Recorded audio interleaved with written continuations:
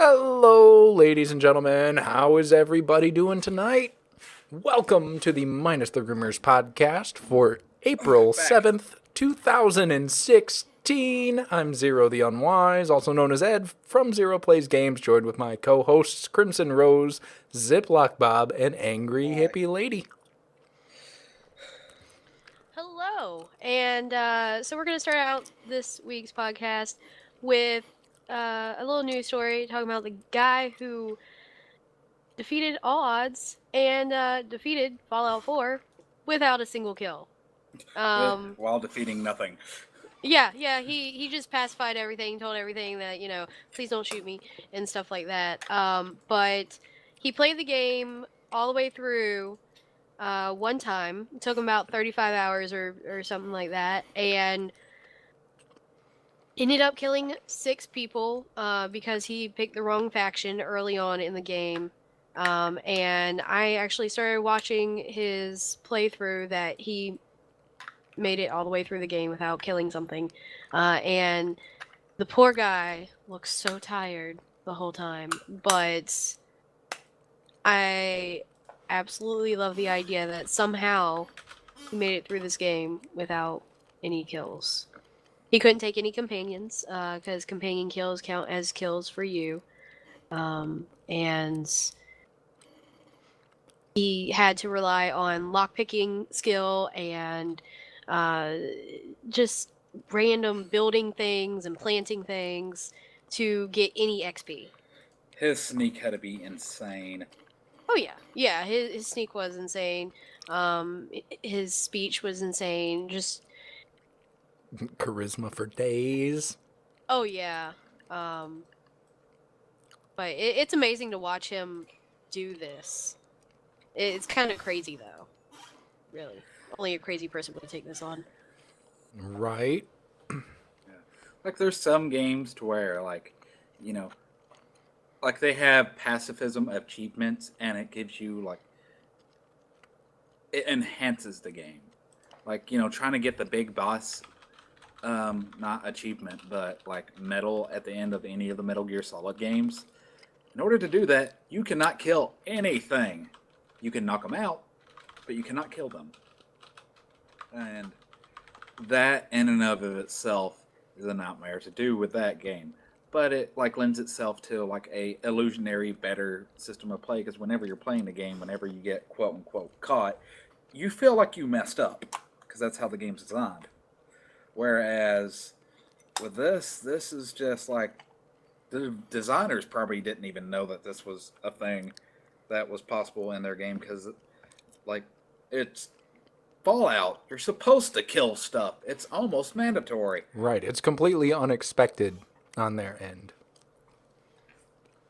They basically said that it's impossible to do, but he did it.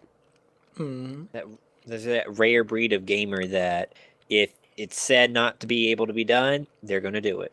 And he is that person. He's rare. The rarest of the rares. Rarest of Pepes. Next to actual paid beta testers. I found Crimson's birthday present. Happy birthday, Cram. Early birthdays. Should we spoil it? Yeah, I'm going to spoil it. For $5,000, for a small loan of $5,000, I had considered getting Crimson the analog NT in 24 karat gold. What's an analog NT, you might ask? It is a 24 karat gold video game console that takes you to the way backs. It is a Nintendo Entertainment System, the original Nintendo Entertainment System, in a different case, an anodized aluminum case with a clear bottom, but it runs the original Nintendo processor and pixelation power unit, PPU. Not even a graphical processor unit. It's a pixelation power or pixelation processing unit. You can't even say it. I can't even say it. It's a tongue twister. But you know, Oh, they've yeah. got all sorts of upgrades for this thing, like an HDMI out, so it'll upscale, keeping the original resolution, so it blows your pixels clear up. Makes everything big and pretty. And if I can't get the small loan of $5,000, I might just have to settle for the $500 not so gold one. Now, these Yes. will also play the original Famicom cartridges, which is the Japanese version of the Nintendo Entertainment System. Famicom stands for Family Computer. Yes. It's a And glorious thing. I posted the link in the MTR chat. Go ahead and check it on out. yeah. And the main thing to point out is that this is kind of like a emulation box, much like the Retron series equipment is. That's developed by a company called Haperkin. Please sponsor us. No, we're not sponsored by them, but please sponsor us. We need the money. Um, but seriously, but instead of doing emulation, it's actual hardware. That's why there is this extreme price point on it. And with the $5,000 model, it's gold plated. Unfortunately, I think gold's like $12 an ounce right now, and it being plated, you can kind of work the dimensions and stuff. It's not worth $5,000. They're only making 10 of them. So who thinks they're going to sell more than 7? Me. I do. You think they're going to sell 8 or more? I do. I think they will sell all 10, and they will bring back a revival series of gold plated, if not platinum plated. I would agree. Platinum's actually a lot harder to find. It's the rarest element that we can get enough of to see that isn't radioactive. I think they'll come out with a platinum plated one for maybe Nintendo's 50th anniversary. Yeah. But fun little tidbit: if you buy the gold plated one, you get a game to go with it for free. Zelda, and the gold cart, but the cart's not actually gold. It's just like gold paint that they used back in the day. Speaking of Zelda, so Zelda in 3D was playable in your browser. But as of today, Nintendo killed that, claiming copyright. So, if you did get that chance to play the original Zelda game in your browser, you're lucky, because nobody can do that now. You go to the page and it's just not there anymore. Gone. Thank you, Nintendo. Well, they are protecting their copyright, and I was able to play it 2 days ago before it got the takedown notice, and the guys that are doing it, they only made so much because they knew this was coming. It was just their little way of celebrating it. It's not the 3D NES emulator that you can find online. They made it in a voxel get graphics. They were actually programming everything in themselves graphically. It had its problems. Some instead the rupees didn't work right to where you go into the little shops and it's like, oh, okay, let me pay this much for bombs. No, you just grab bombs, exit, go in, grab more bombs. No need for rupees. The first dungeon was done. It was a very faithful remake. All the secrets were there, and for what it was amazing. But Nintendo did this is where Nintendo's enforce their copyright. But I agree with them that it's like, yeah, that's your brand. You should be able to make money off of this. So hopefully we will see this maybe in the future. Or they just take that idea and put it on the 3DS or something. Who knows? Right. Well, you got to remember, though, that Nintendo's not the bad guy here for taking the game down. Next to Mario, the Zelda series and Link are like their second most valuable IP. Yeah. And I don't know if this is true anymore, but at one point, the Link amiibos were overtaking the sales for the Mario amiibos as a whole. Because, there's just more hardcore Zelda fans than there are hardcore Mario fans. Mario's more the household name, and Zelda, well, most people don't understand that Zelda's the girl.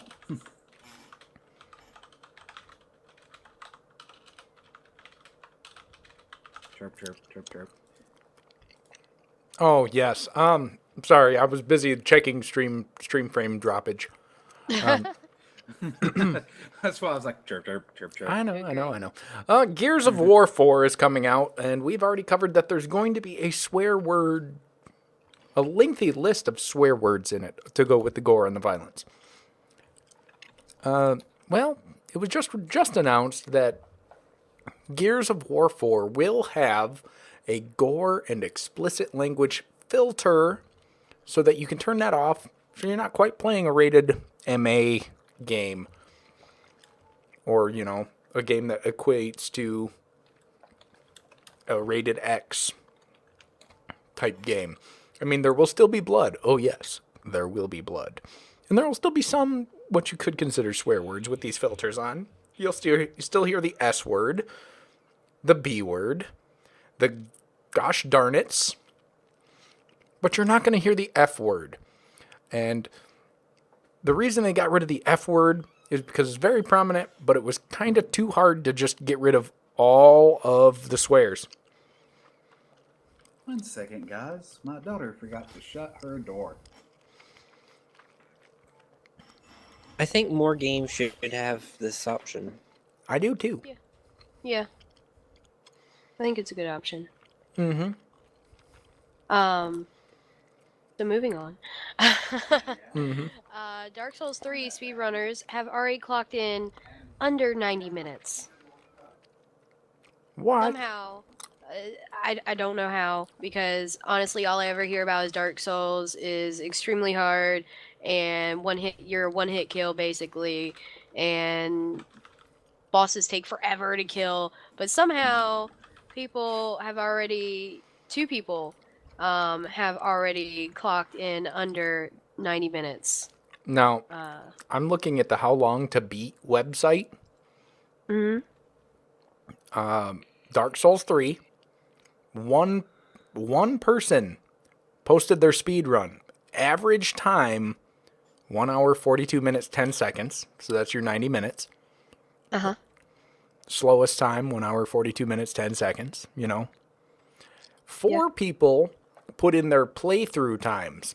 Average time for a playthrough, 33 hours, 52 minutes. Yeah, well, here in the article, the person says that they finished Dark Souls 2 in 53 hours and felt good about themselves. So, how do these speedrunners do this?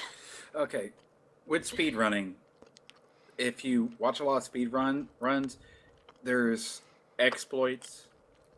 I wouldn't call them cheats, like you're not entering a cheat code or anything. But there are exploits in the games to where there is these glitches, bugs, and blah, blah, blah, to where you can skip things. That's why the Legend of Zelda speedrun is as low as it is. It's below 30 minutes, I believe. Don't quote me on this. But long story short, there has to be some sort of glitch, some sort of series of glitches, as well as knowing exactly what to do. I mean, that's what it really takes. It's knowing what to do and where. Otherwise, there is just no way that this could be a thing. Oh, yeah. But this is not to discount their abilities, because even then, it's very easy to die in that game repeatedly. And I mean, stuff you just brought up, the Mario 64 speedrun. Yeah, the speedruns for that involve this weird backwards leaping mechanic that's crazy. But it works, and yeah. In other news, we covered Rock Band 4 said, hey, we want to come to PC, but we need $1.5 million, and we're going to crowdfund it because we're not going to cough up our own pockets. We're not going to bring that out of our own pockets to port a game for you. Well, they came close. They came kind of close. 52% of goal is close, right? Ish. When it's that big of a goal. They, Harmonix, or no, who is it? Yeah, it's Harmonix. Yeah, Harmonix does that. Activision does the rock or the Guitar Hero stuff. Harmonix managed to raise $792,817 of their $1.5 million goal to port Rock Band 4 over to PC. Now, mind you, that's not greed in just porting. They would have to buy licensing for all of the songs included in the game to be able to put them on a different format for PC, basically. But it does not look like we're going to be seeing Rock Band 4 on PC. Honestly, I'm not surprised because the video game bubble has burst when it comes to those type of game or to crowdfunding. There was a time when this probably would have flew, but now it's just like people are just like, if you're an indie and it's your first game, you have to show you have to budget, then we'll do it. And like the Ant Simulator, towards this big controversy, this guy was accusing his other two people that they mismanaged the funds in a very particular way, which if you say that you mismanage your funds in this way to where it involved like illicit substances and activities, to where it's like you gotta have some sort of proof because there's no way that they covered their tracks that well. But they didn't have that much of a proof of concept and yada yada. But without that sort of thing,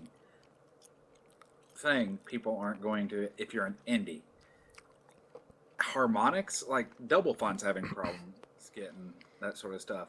Harmonix has made plenty of money in the past.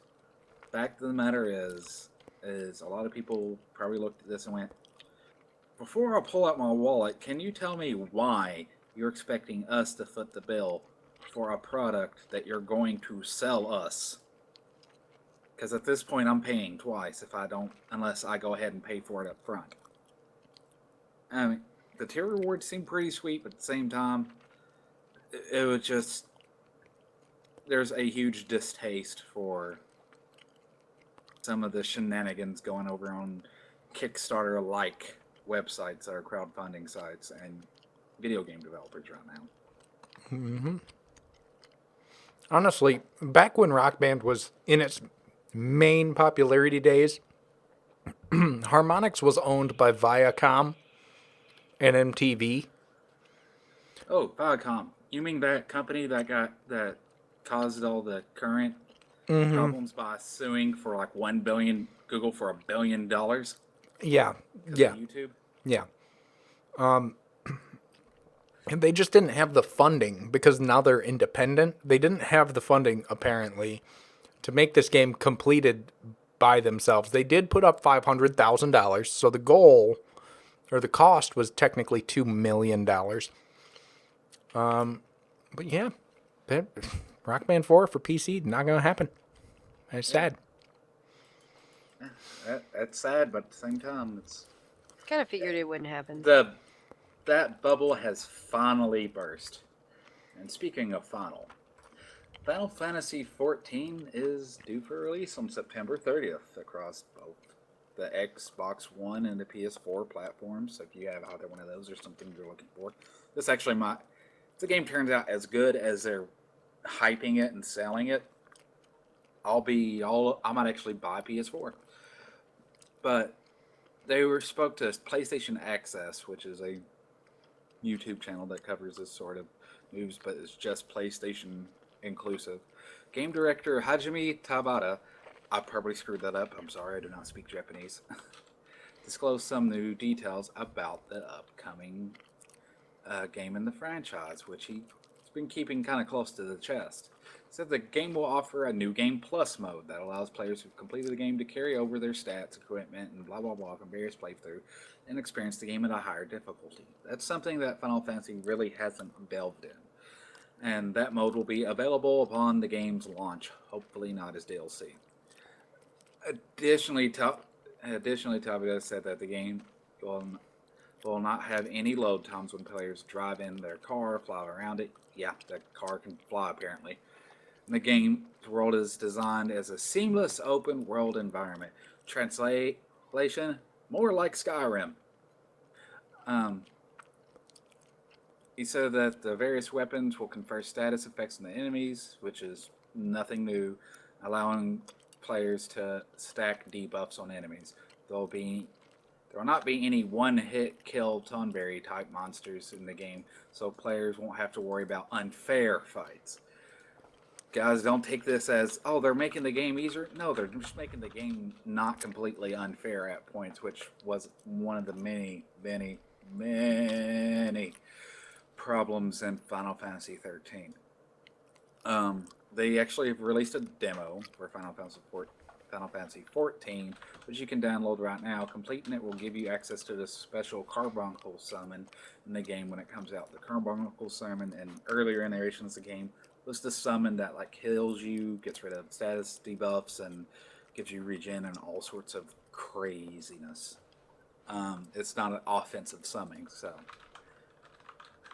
But what this means to me personally is they're kind of getting back to their roots because like pre-Final Fantasy X, the world felt open. You could go back to where you started in the game and all that good stuff and not have to worry about it. Except for like, I think in 7, like the Outer Haven area, you'd be locked out of for a couple of discs because reasons in the game. And if you haven't played it, I'm not spoiling it for you because they're re-releasing that one. So now it's actually under spoiler warning territory again.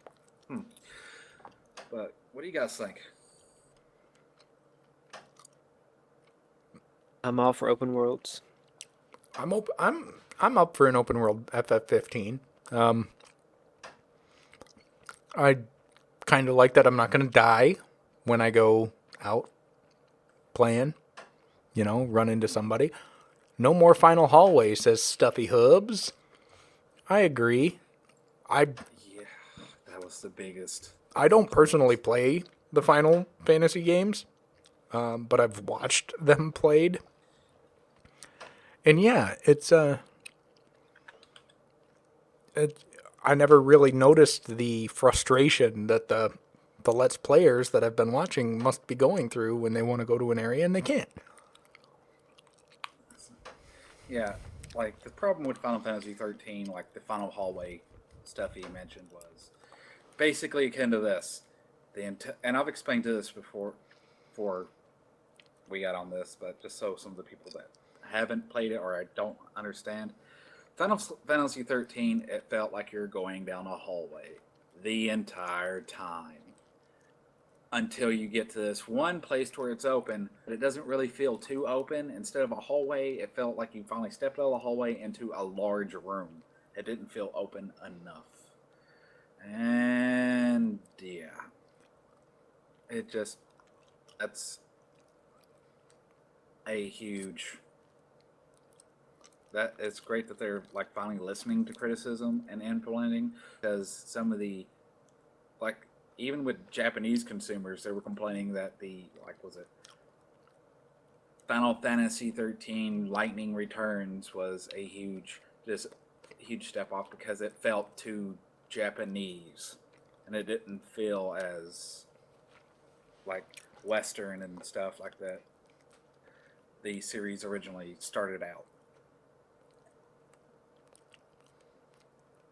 Well, in other Final Fantasy VII news, or Final Fantasy news, Yeah. Final Fantasy VII is getting remade, and not into one game, or in an episodic game, as a lot of people thought it was, and there was a little bit of miscommunication. It's going to be made into several full games, so it's exciting that they're going to make Final Fantasy VII bigger, go at it in different angles each game. So I think it's cool. I think it's something different. Now, here's my question. Since, like, as far, and this is like pure theory, are they going to like make Final Fantasy VII its own game, then remake Crisis Core and Dirge of Cerberus? God, that game was horrible. But Dirge of Cerberus and the rest, or what? It looks like it's going to be Final Fantasy VII. They've done this before where having multi-part game, but it looks, from what I can find out, they're going to go at a different angle for each one. We don't have a ton of details yet. They're not changing everything. But they will make changes as needed. So there is a pre-existing story that they have to work off of, but if a change needs to be made, they're willing to make it. So anyways, Final Fantasy VII is the most beloved out of all of them, and if done right, I think it could be unique. It has multiple games, so I'm willing to give it a try. There's 3 things they have, in my opinion, I'll really hope that they keep. One, I'll hope that they keep the original battle system, because it's the materia system is ingrained in that game, as far as the gameplay aspect. 2, I really hope that you can't get Eris back. I don't want, I want that same. Don't jump into spoilers now. Oh yeah. God. It goes right back on the spoiler market, even though it's been so many years. I hope that one character that something happens to can't get undone. And I really, really hope that, and you know what, this is a light spoiler, but just look it up, it's funny, is I really, really hope that I get to have Cloud and Drag again.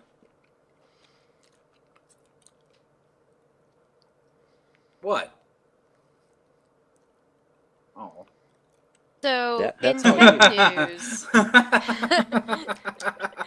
in tech news, apparently Oculus Rift and HTC Vive was not quite ready to launch because haven't been getting their pre-orders, and some payments have been returned. Luckily, they've jumped right on that and fixed it, but it was just they stayed silent about it for a little bit. It took them a little bit to actually respond to Solution. The IoT group has developed the Roam E, and it just went on sale. It's pre-sale today, and it'll be shipping by June. The Roam E is a selfie stick on steroids.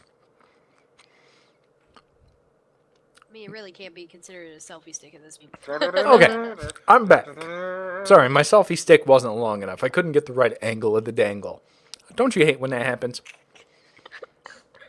Yeah, especially first thing in the morning. I mean, that's the problem, though, with selfie sticks. You're limited to the length of your stick. And not all sticks are created equal. Much like most things in life, yes. But there is a solution. The IoT group has developed the Roam E, and it just went on sale. It's pre-sale today, and it'll be shipping by June. The Roam E is a selfie stick on steroids. I mean, it really can't be considered a selfie stick at this point.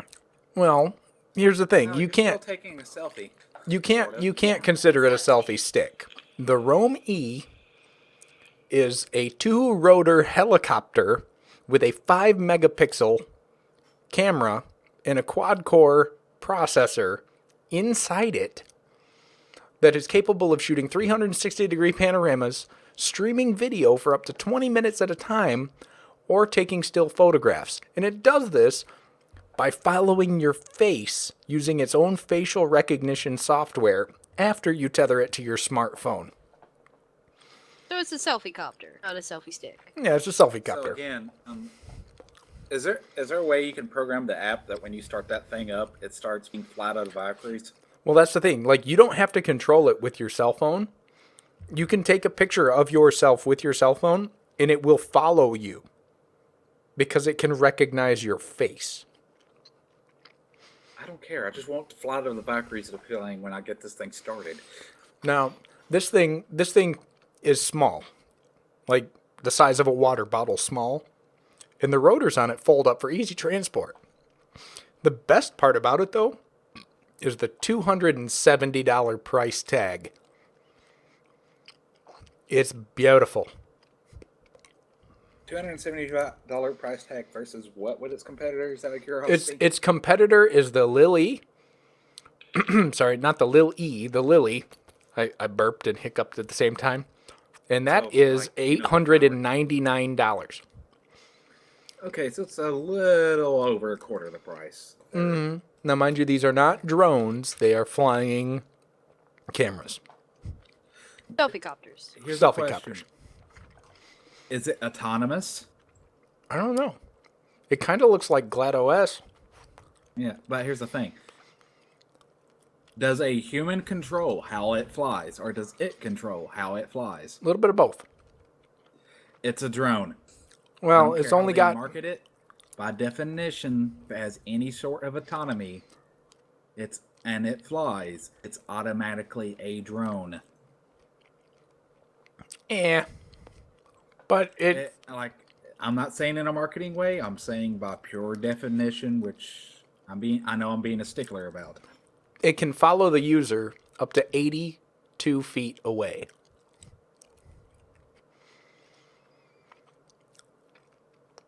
That's Why a is really this long... necessary? But It's a what if really there's long other selfie people stick. nearby, and it takes a picture of the other people instead of you? I mean, you want a selfie of you, not of random strangers. Well, you could set the face recognition to where it only recognizes your face. By the way, What if you can there's somebody that pre-order looks your like me Roam that looks E like you? at Don't forget flygingselfies.com. your Indians. I'm from the South. Everybody around me looks like me. You can buy your Roam E at flyingselfies.com. And yeah, it is pretty autonomous. Yeah. And it's the autonomy of things that it's like. And autonomous, for the folks at home, is basically, that word means needing, is basically a lack of a need for human input. At that point, it's a drone. It doesn't have to fly to be a drone. There are drone turrets used on the North Korea-South Korea border to keep people from jumping the border. But yeah, that's basically it. Is all that it means is like no human input. So it's kind of a drone. But so I will quit droning on and on about this subject. Anybody here a pirate or knows a pirate? I know a few pirates. Internet pirates, I mean. You are a pirate. Arr! So after this, please give me a R or NAR if you agree with what this company's doing. There's a company called Rights Corp. What does Rights Corp do? Rights Corp in the past has convinced ISPs, internet service providers, to forward its notices to alleged copyright offenders. That notices can warn users that they may be liable for hundreds of thousands of dollars in damages for offering to settle for $20 to $30 per infringing allegation, where you're like torrenting a CD or a program or something. And the business model, and they're going to a business model that has been likened to, quote, a small step above outright extortion, and is not working out well for the copyright cops right now. That's kind of their nickname. But what are they doing that's just so, like, why is it being likened to extortion? Well, they're using, and I'm using this as a descriptor, not as an official thing, something akin to ransomware. Basically, Razcorp is claimed to have discussed implementing its scalable copyright system with multiple ISPs. Since reviewing notices about infringing via browser or not have heard of, Razcorp's ISPs go the additional mile by turning those notices into copyright infringement fines. In essence, you'd be locked until you pay. The first time, you just get a notice. The second time, you get another notice. But as the quote points of being until you become a repeat offender, at that point, no more internet for you. You have to pay, or you cannot use this browser. This can actually be sidestepped with various techniques using VPNs and just switching to another ISP if you can. I don't know about you, but right now I live in an apartment and I only have one ISP to work with, so I don't want to risk it. But Razcorp isn't exactly the most honest company. Right. Because while I'm not saying one time infringing is fine, it does give you your ISP the right. Sorry, I'm not saying that it's fine. It's just it doesn't. My opinion, it shouldn't give you the right to give your ISP to hijack your browser until you pay. That's basically ransomware. And the reason why ISPs might even be considering this is because current DMCA guidelines, they have safe harbor as long as they take reasonable steps to keep someone from continually using their internet for the purpose of getting free stuff that they should be paying for. But Razcorp has been noticed to send 112 DMCA notices in the span of only 2 days over one torrent. That's about 2 DMCA notices every hour, or more than 2 DMCA notices every hour over a single torrent. Shady tactics such as this can quickly mark a person as a repeated copyright infringer when they're actually just a one-time offender.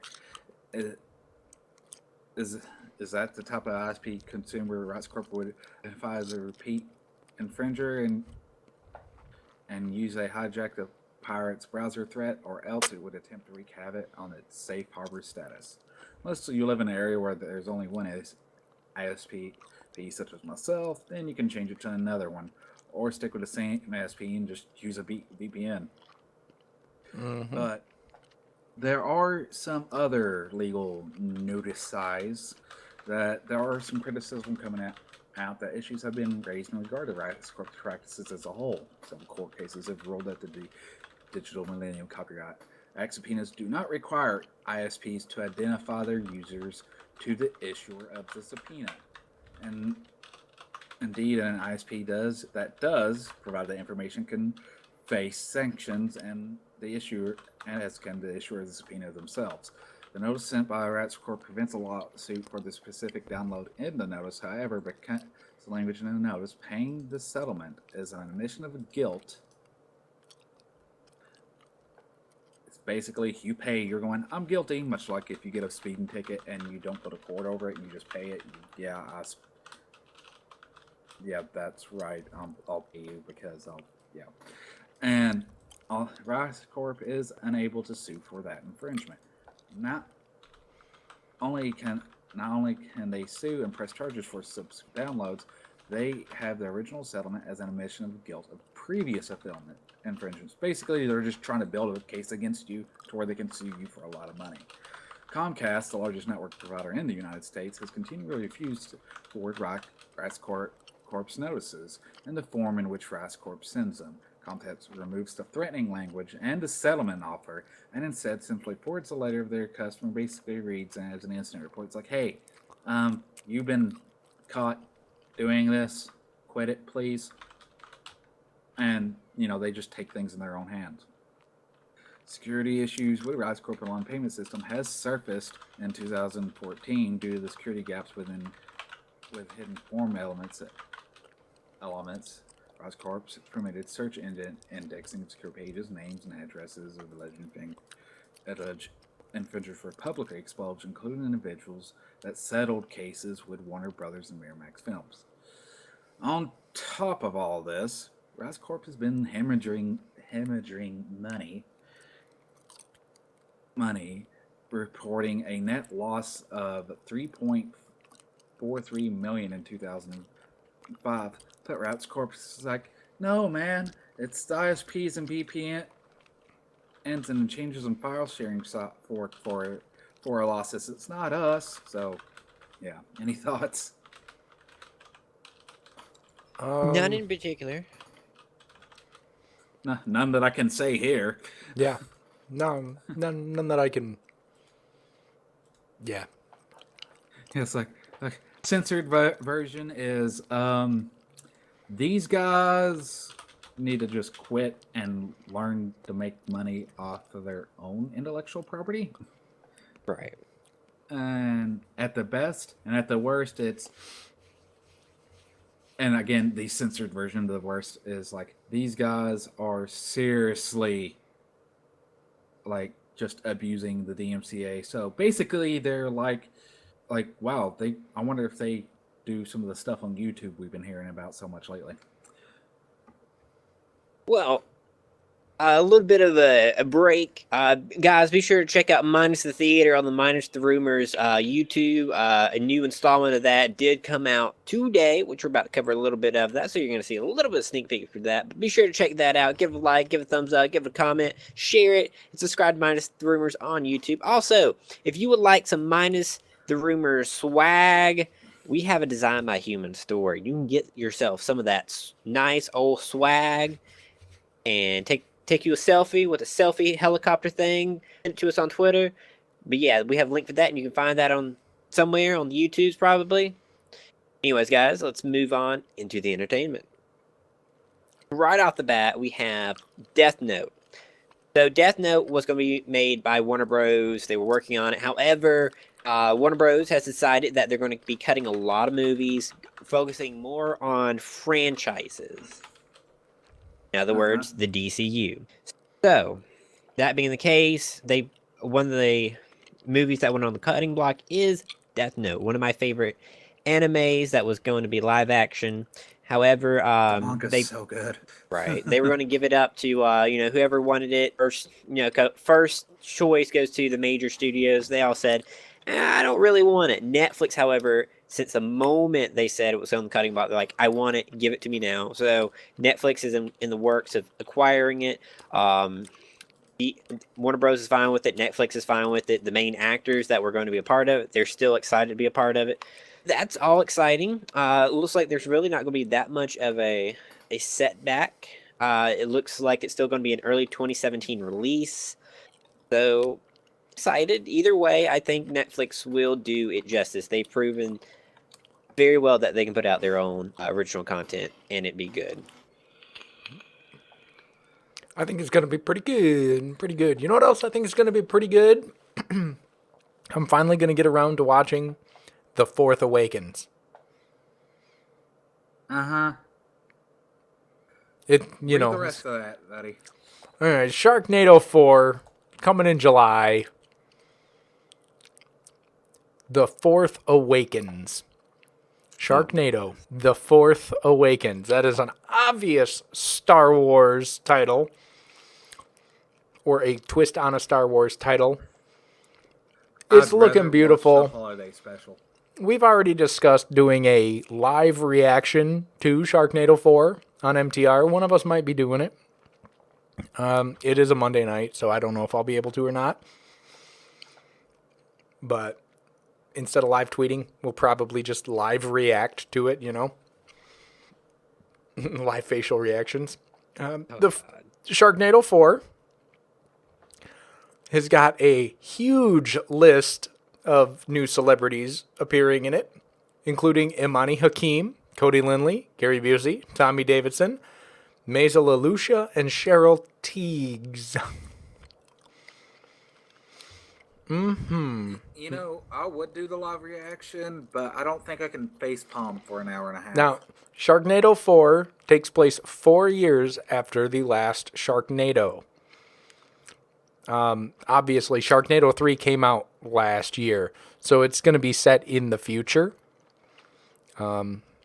Sharknado 3 came out in July of last year. Sharknado 3, oh hell no. Wait. It's gonna be set in the future. 4 years into the future. So I have to ask this question: will the sharks have lasers on their heads? Maybe. Possibly.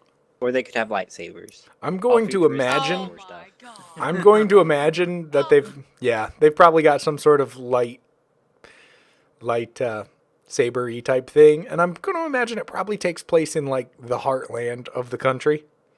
Yeah, they I'm have gonna see this movie lightsaber for now. teeth instead of like shark teeth. They're just lightsabers coming out the mouth. Now, mind Could you, someone Photoshop that, please? these things are made to be bad. I So don't care. I'm still watching it now. I want there to be lightsabers. Oh. I want there to be Jedis. I'm gonna watch And I will watch it. Sharknado on. I'm gonna watch Sharknado on Sharknado, Amazon the Prime Sharknado. tonight. So, right after the stream, I'm gonna watch Sharknado. How about this? While you're doing that, I'll find a copy of the Star Wars Holiday Special. I'll react to that. Same thing, right? Maybe. It's got to be just as bad. Sharknado, the Sharkening. I love it. They should have come out with this movie on July 4th. Yes. No, May 4th. Well, I think Sharknado 3 released. One of them did release on a major holiday. Well, in other Star Wars related news, the Rogue Thank One God. trailer dropped today. I hope you all watched it. It was fantastic. It was just great. It looks beautiful. So basically, the idea of it is they're going to find out about the Death Star and how to make it go boom. It looks like it's going to be a lead female, Felicity Jones, with a strong supporting male character. It really looks like it's going to be all-out war. You've got tropical war fronts where people are fighting on beaches, and then you've got like space battles. Like it looks like just all-out war. The Death Star looks completed, and this does come out. The movie actually does come out this December 16th, I do believe. It looks good. It looks pretty. I think it'll be good. I don't think it'll live up to the hype. I'm going to make a prediction to say it won't live up to the hype, but it'll be good. You know, I have one thing to say, and one thing to say only about this. And people who grew up at the same time that I did and watched the reruns of this will understand. Pigs in space! No one? Really? I have no idea what you're talking about. The Muppets, no idea. Pigs in Space. Not a clue. They had Mark Hamill on the Muppet Show. And they did a bit where it's like it's in space. Never mind. I'm stupid. I'll go on now. Bob, I would like to remind you that we don't offer a retirement home for MTR. Listen here, you young whippersnapper. You better respect your elders, or I'm gonna have harsh words with your mom, and she's gonna come and whip you. God, that killed me. No, my mom would laugh right at you too. I had to mute myself so I could cough for a moment. Dang it, guys. Oh, man. Yeah, go ahead and cough us up a phlegm, Jim Hippie. Oh God. It's all cattywampus. Oh my God, I hate you. You guys Cattywampus. Have I said I hate you today? Because I do. This feels weird. This feels strange. I use cattywampus quite a lot too, and people look at me like I'm weird. And strange? Well, people look at me like I'm more weird if I'm just standing here silent with my hands in my pocket. But I look at you weird if I just saw you. I mean, You know, For the love of God, just take the strange segue. Zero, you're a little strange. I think you need a doctor. Doctor Strange, for that matter. So, I was like, we were just God, trying to you made hammer that one in, and it wouldn't go through. I had to get it. I had to get a moment to get Albert talking. Anyways, so Doctor Strange is going to be the first movie in the MCU that actually looks at the supernatural side of the universe. There's a huge supernatural side to it. We're going to see the first trailer for that movie next week, April the 12th, Tuesday, on the Jimmy Kimmel Show. Benedict is going to be on there. promoting the movie. They're going to show the trailer for the first time ever.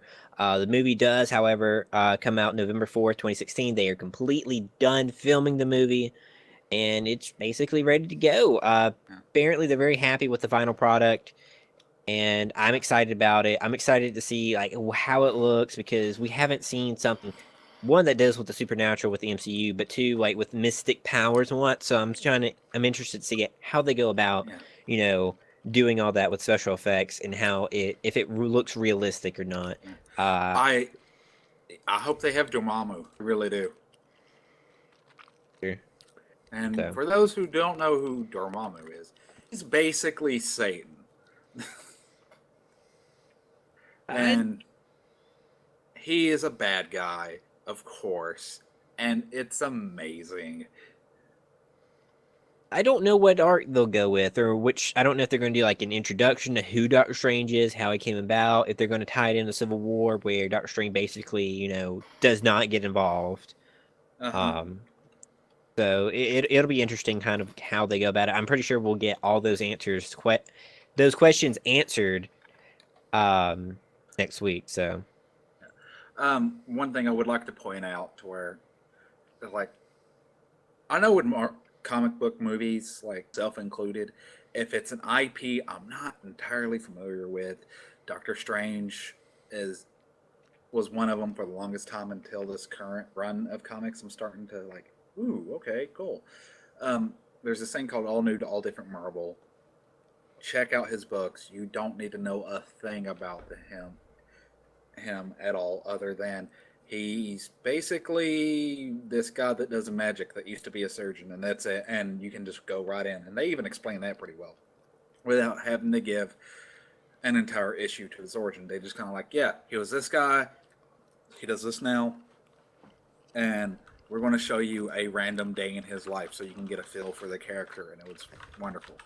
So if you guys want to check that out, please just look it up and have fun.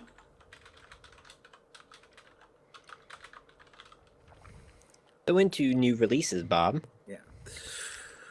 This weekend, or starting tomorrow, is going to be very interesting, both on the games and movie side. We have Dark Souls 3 dropping on April 12th for the Xbox One, PS4, and PC. Bravely Second and Lair for the 3DS, which is made by Square Enix and Nintendo, will be dropping on April the 15th. Hardcore Henry, which is amazing, new favorite movie apparently, even though we've yet to see it, is dropping tomorrow. And so is The Boss. What's The Boss? It's the movie with the rich white kind of woman who's the richest woman in America, and it's supposed to be a comedy. It's also dropping tomorrow, to where if you want more comedy, there's The Boss. If you want action, first-person shootery goodness, Hardcore Henry's where to go. All right. Well, that is that, guys. So, we will be back next week at 9 p.m. Eastern Standard Time for another podcast. Be sure to be there. Be sure to follow for next time. We also have gaming streams on Mondays and the Minus the Theater on Thursdays. We have been the Minus Rumors crew. We all have YouTube channels. You can all check us up separately at Ziploc Bob, Half Art Gaming, Zero Place Games, and the Crimson Rolls. We also have TR has Twitter, YouTube, Votable. Links, you could all check out those. Be sure to follow us and do all the things on all the places. We also have no scope affiliation, so if you like some really sweet gaming glasses I'm currently wearing, you can get yourself a pair of those, as well as an MTR shirt at the Designed by Humans. Anyways, guys, this has been Minus the Rumors, and we will see you again next week. All right. Bye.